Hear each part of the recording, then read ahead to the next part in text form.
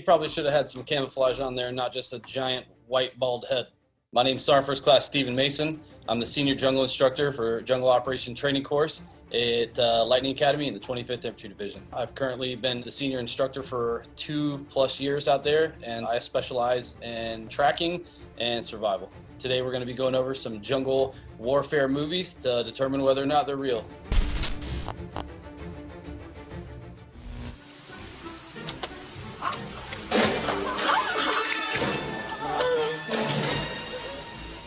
This movie is ridiculous. Because that guy has the inability to talk just because he's being pulled into something. He's like, oh. I would say that the only time that would ever happen is never. Camouflage top would be better. He would have been leaving dinosaur-sized tracks. So a lot of people, when they think about tracking, they just think about like a footprint on the ground. But that's actually one of the last things we look for. Everything is so thick that you're actually leaving most of your imprints from like your knee to your shoulder, and that's where you're kind of maneuvering around and bending leaves and turning leaves and leaving scratches. So, I mean, he would have done a significant amount of that kind of stuff walking in and out of there.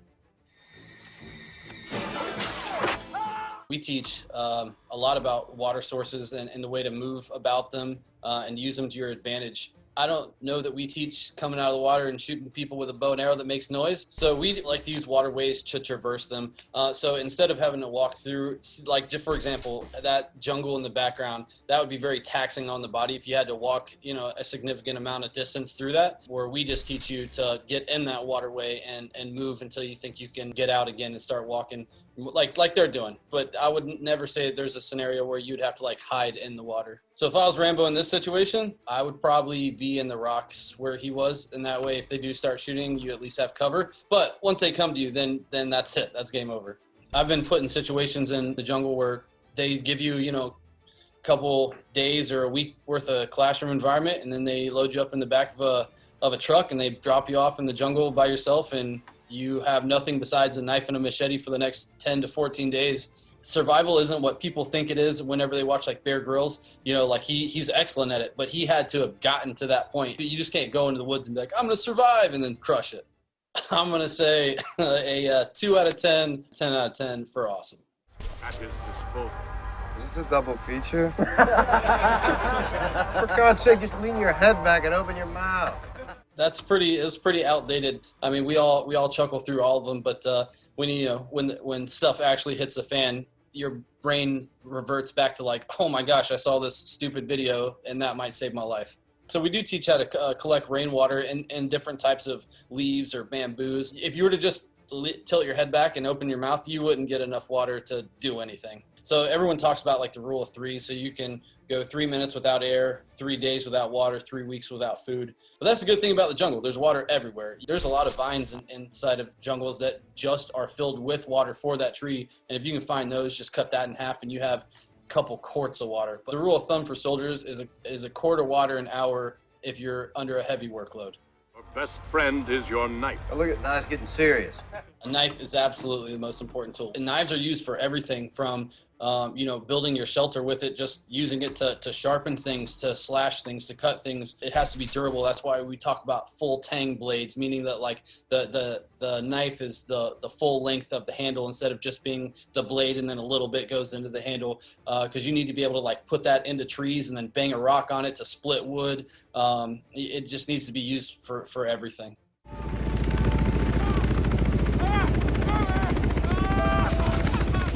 Even though it's right above you, you probably would forget about security and running back into the woods till it actually was time to get, picked up. And at this point, he's just trying to live. He did exactly what we teach soldiers to do. If you need to get found in a jungle environment, you'd find a big open area and try to create something that's larger than yourself so that you could be signaled. You could light a fire and then put a lot of green leaves on it. It'll create a big plume of white smoke.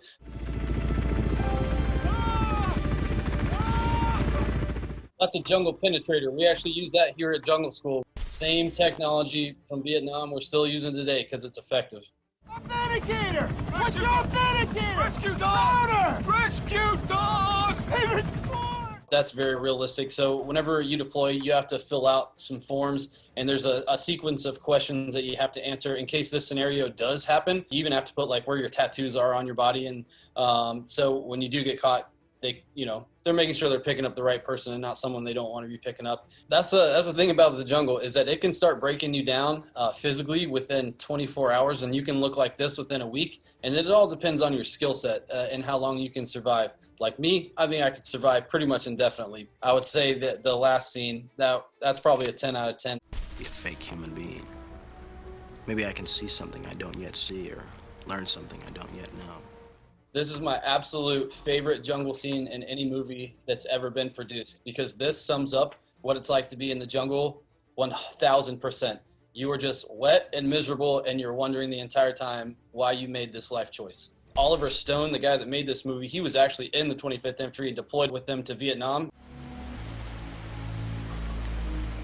It's usually pretty dark inside there. I've been in a lot of jungles where you can't even see your hand in front of your face during night operations. Kind of looks like, they have a spotlight on top of them.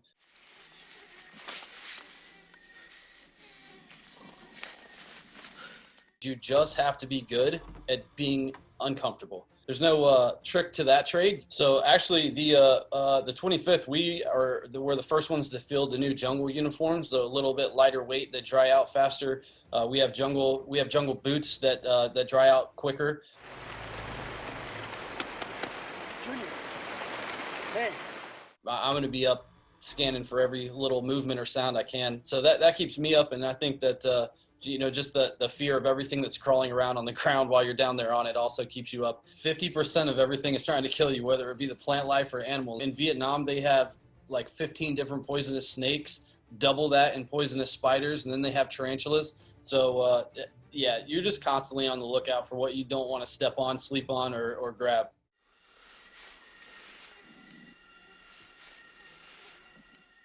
And another thing is there's only one person up on guard on this patrol, and would never happen. So in Vietnam, the average firefight was within 5 to 10 meters. So the enemy was able to get very close to us, but we were also able to get very close to the enemy. Stealth in the jungle is paramount to probably anything else. You actually use the same things today as you did back then. So technology has advanced a lot. So the jungle really doesn't give you that capability because satellites can't penetrate through it. The night vision can't get through there because I was talking about how it's dark. So night vision actually needs ambient light to work. So you need a little bit of light to make night vision work.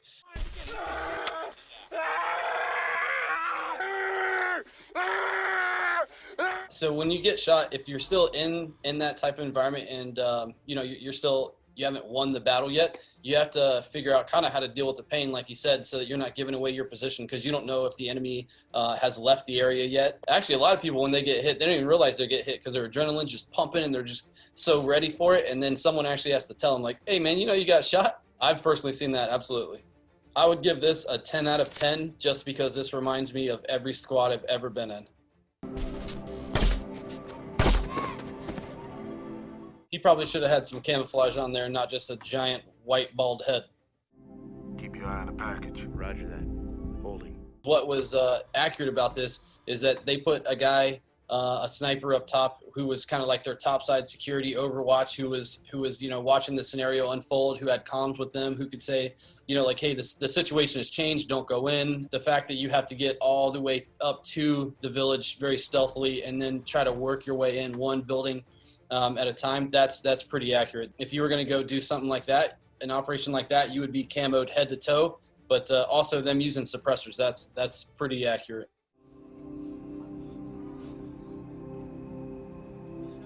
You would use hand and arm signals a lot.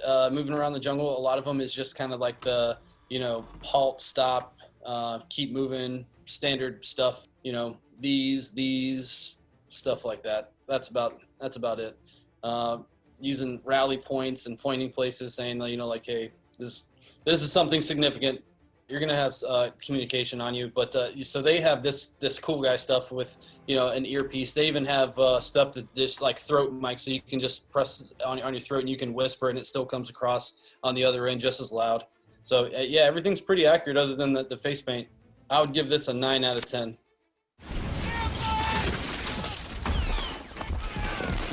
soon as they made contact, they immediately rolled into the ditch and then returned fire. They got behind the nearest cover and then started returning fire. What was funny is that they were just walking kind of in a straight line across this open danger area, which wouldn't have happened. You could have done another number of methods. You could have bounded across it, or you could have, we call it hand railing, where you just kind of like stay on the wood line and go through, and then that way, you know, you wouldn't have been an open target. It is funny that he gets on the radio and just starts calling in, and then rounds just start dropping, doesn't even give a grid, doesn't tell him where he's at, just says tree line. You're in the woods, and someone's like, we're in the tree line, let's go.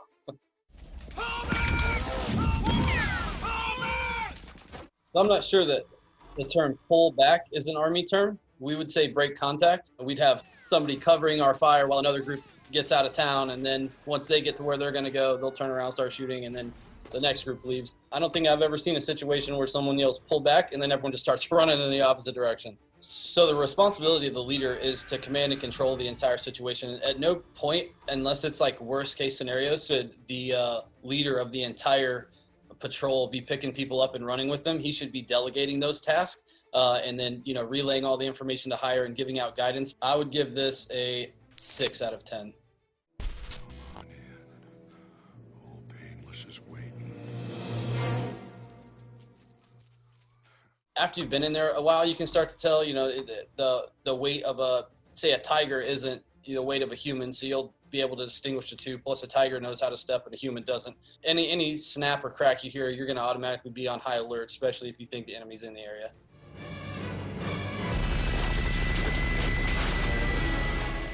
If I had a minigun in the jungle, I would be doing that with it. So that's about as accurate as this scene. Someone might have an M16 and they're just blasting off rounds, and it's just coming out as fast as the trigger can go, and they would never do a magazine change, and he'll be in this firefight for like 20 minutes. Yeah, some of the weaponry was correct, but you would definitely not be lugging around this Gatling gun in the middle of the jungle. Those rounds that he had, for the amount of firepower that he put down, that would have been like hundreds of pounds. So the goal is to be as light as you can for the longest period that you can. You need to be very like aerodynamic and nimble. I would rate this a 2 out of 10, but a 10 out of 10 for awesome.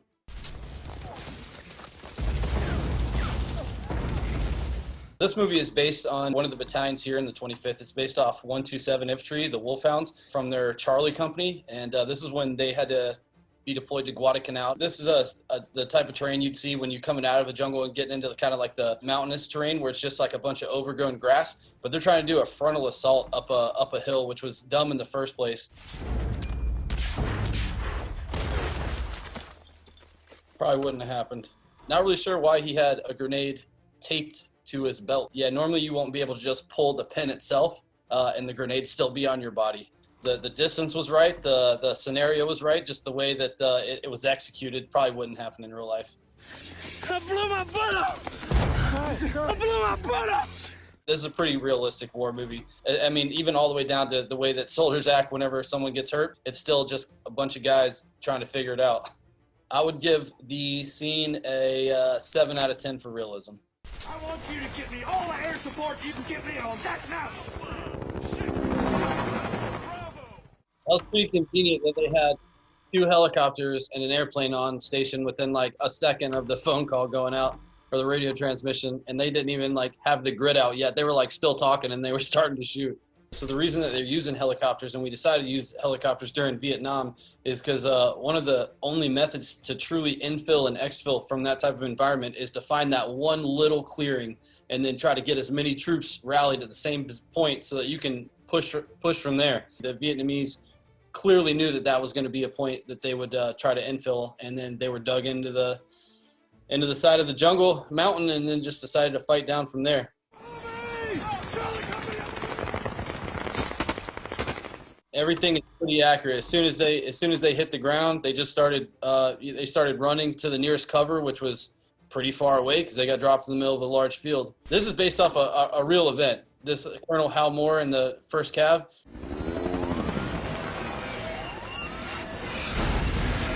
So when a helicopter is coming down, the entire body is spinning, and then they're kind of like oscillating all around, so you don't even know really where it's going to land, so you just don't even, you hope that you would just run in the right direction. But as far as being in that helicopter, that's just kind of hold on and hope for the best.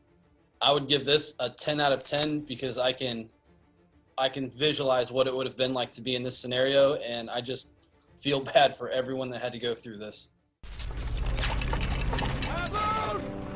So I love this scene a lot because they're about to shoot a mortar, and they're about to do it without a sight on it, and that's not the correct way that you do it. And then whenever they actually hang the round and then shoot it, it immediately blasts. You see the blast, so the time of flight would have been like the same as just a regular bullet, the way a mortar works. So it has to come out, go in the air, and then come down and hit. That's not happening in this scene. Also, I think that they're giving corrections without a sight on there, so I'm not sure what they're exactly correcting, but that wouldn't happen. This little tank running around the battlefield, somebody would have probably already tried to take that guy out.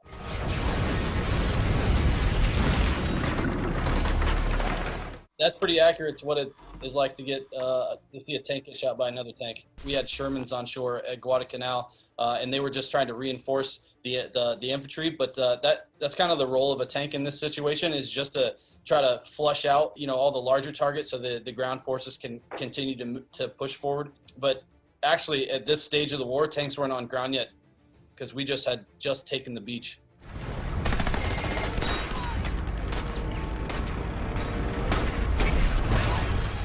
That's also super accurate.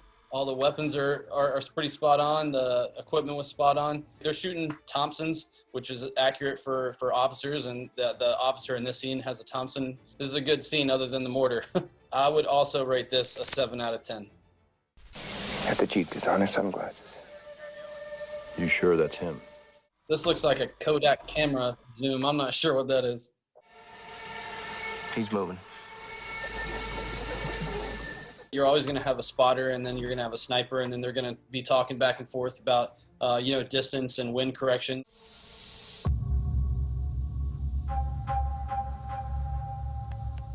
So he just said, 2 people go walk down a hill. I'm not really sure why he did that, especially since 5 seconds ago they were talking to each other in normal voices, giving each other corrections, and then now they decided they want to be stealthy and walk away. You never want to give up on stealth just because of distance.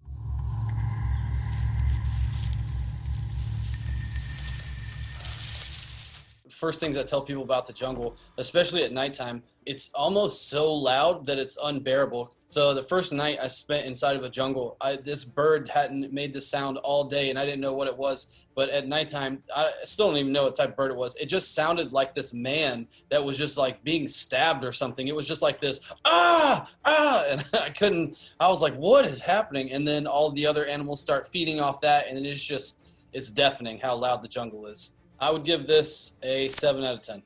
The biggest thing that movies get wrong about the jungle is how long it actually takes to maneuver from one location to the next. You might watch a movie and it's like they're just walking for days across the jungle. Depending on the type of environment, you might only move a football field's length, 100 meters.